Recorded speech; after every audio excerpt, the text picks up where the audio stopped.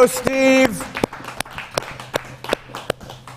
Almost a progressive rock. Yes, that's what it was. Excellent job. We have collectively decided to name that number Mike in honor of our departed friend Mike Johnson, who died 2 weeks ago. His funeral was on Saturday. Steve and Mike were great friends, and he was here usually at the taping of these things. So in honor of Mike, that's what it was. William James, a famous writer and researcher. He's a brother of another famous writer, Henry James. He studied religion, and he described his findings in studying all religions in the varieties of religious experience, a book I read years ago.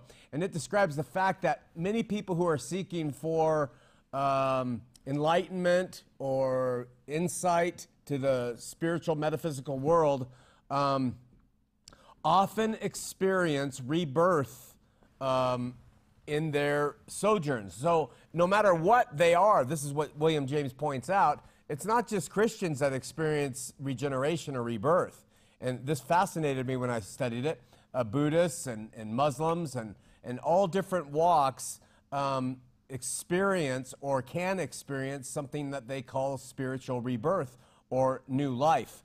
And William James goes into the idea, he doesn't name these things specifically, but you can have a spiritual experience that gives you a new life or new world perspective through something like athletics or a new diet or joining the military. You can be a ne'er-do-well your whole life. You join the military when you're 19, and suddenly they give you structure, and people, when they become adults, say, the military changed my life. You know, I was literally born again when I entered into it.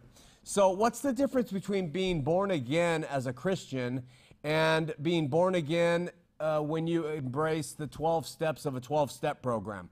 And we're going to have a guest in a couple of weeks who's going to describe being in the 12-step program and giving her new life. So what's the difference? Christians who say, I've been born again, and all these other people who experience rebirth. Simply put, the difference is, from the Christian perspective, is that in addition to being reborn, you have at least a belief, if not some type of metaphysical knowledge, that you've been forgiven of your sin.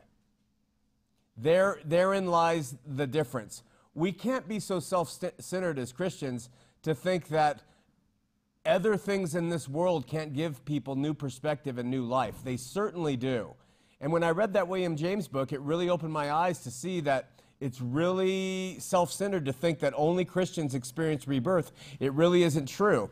But what Buddhism and Taoism and regimentation gives through athletics or the military is that those things do not promise at least a belief, if not a knowledge, in the forgiveness of your sin, past, present, and future.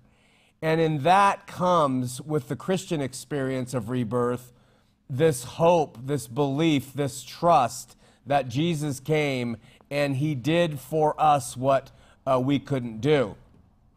There's a story that I've told before. I don't think I've done it on Christianarchy Today.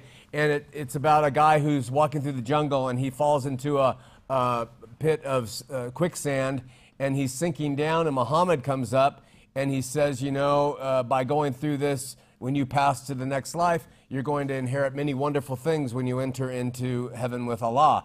And a Buddhist comes by and he says, you know, through suffering, you are going to progress in your person. Enjoy this because it's a good thing. And every religious sage comes by in the story and stops as the man sinks and gives them their advice and insight on what they're going to glean and gather from the experience of sinking slowly to their death. But the story, you know, of course, is made up. Jesus comes along and he jumps in and he pushes himself below the surface of the sand, going well below the man who's sinking, and giving his life pushes the man up to safety. And in giving his life, the parallel is he gives his life for the forgiveness of sin. And in doing that, he also gives new life. That's the way maybe you ought to compare it when you talk to people who have had regenerative experiences in their life through different things, even drugs. There are people who take drugs and they have had mighty spiritual experiences that changed their life. I have a good friend named Max who ate some mushrooms, and he really had a change of life. It changed his entire life. So even drugs can bring about a rebirth. The question is, do those other things promise you forgiveness of sin? Out!